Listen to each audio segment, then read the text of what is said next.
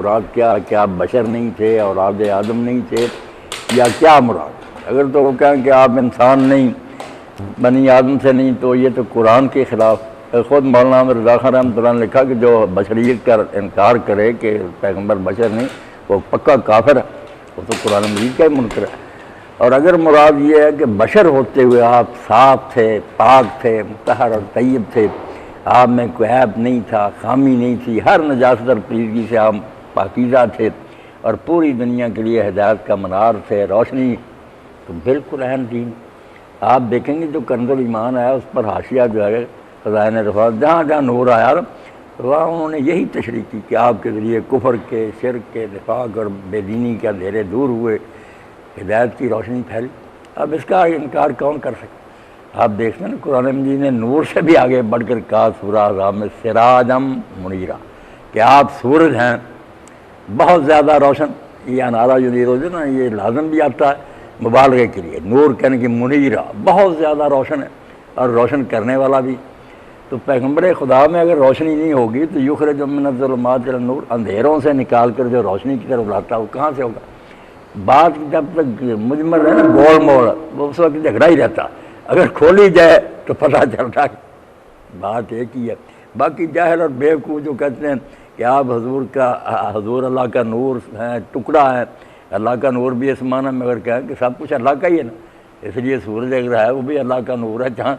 مالک ہونے کے لحاظ سے یا خالق ہونے کے لحاظ سے ہر سے اللہ کی، اور اگر کہیں کہ اللہ کا نور یعنی اللہ میں سے کوئی ٹکڑا الگ ہوا، تو آپ پڑھیں فتاوی رضیہ اللہ نے کہا جو کہے کہ حضور علیہ السلام اللہ تعالیٰ کا جز ہے کافر،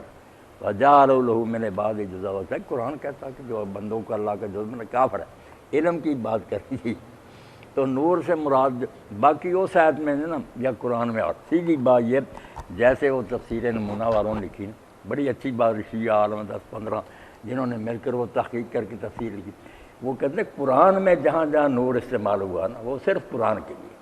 ایتیں انہوں نے دی کہ دیکھ لو نکال کر سورہ اعراف میں بھی اللہ تعالیٰ کہتا ہے وَاتَّبُوا النُّورَ الَّذِي أُنزِلَ مَعَهُ، رسول اللہ کا ذکر الگ ہوا کہ لوگ اللہ پر ایمان لاتے ہیں، اس کے نبی پر لاتے ہیں اور اس نور کی پیروی کرتے ہیں جو نبی کے ساتھ اتارا گیا۔ اسی طرح سورہ تغابن میں کہ اللہ، رسول اور نور، وَالنُّورُ الَّذِي أَنزَلْنَا، تو انہوں نے ساری آیتیں اکٹھی کر کے قرآن میں استعمال جو ہوا نا وہ قرآن پاک کے لیے۔ اب ان لوگوں کا کہنا کہ وہ نور و کتاب مبین اور آیا نور اور کتاب مبین، اس کو آپ پڑھے لکھے لوگ سمجھ نہیں، کہتے ہیں عطف تفسیری، کہ یہ مغایرت کے لیے دو چیزیں نہیں ہوتی،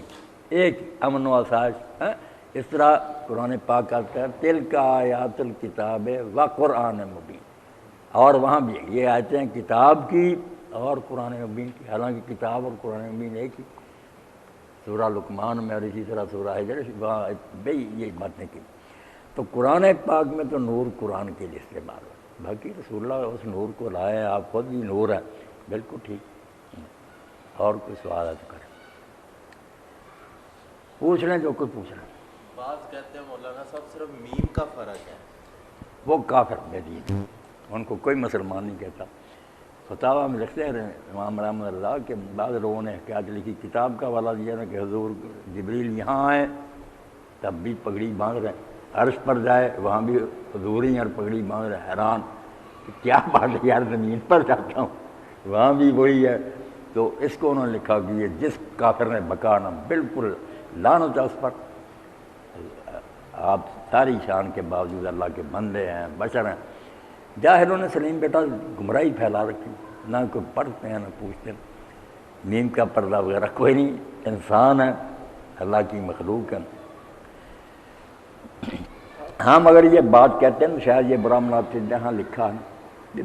اللہ نے اپنے رسول اللہ علیہ السلام کو بہت علم دیا ساری مخلوق سے بڑھ کر، مگر پھر بھی آپ کا علم اللہ کے علم میں مقابلے میں ایسا ہے،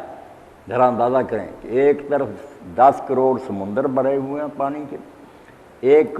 طرف پانی کا ایک قطرہ جو ہے نا اس کے بھی 10 کروڑ حصے کیے جائیں، اور جو 10واں کروڑواں حصہ بنیں گے نا ایک قطرے کا، آپ خیال میں آتا کہ 10واں کروڑواں حصہ وہ حضور کا علم ہے، 10واں کروڑواں حصہ قطرے کا، 10 کروڑ سمندر اللہ کا۔ اور اس کے آگے بھی کہا یہ میں نے سمجھانے کے لیے کہہ دیا، ورنہ اتنا بھی، کیونکہ اللہ کے علم کی حد نہیں، حضور جو جتنا جیتے ہیں اس کی حد ہے، محدود ہے علم۔ کیا کریں، لوگ تو اپنے بزرگوں کا ہی پڑھ لیں، بڑا اختلاف ختم ہو سکتا ہے، مگر جاہلوں نے فساد ڈالا ہوا۔ مسائل جو پیدا ہو گئے کبھی یہ ہمارے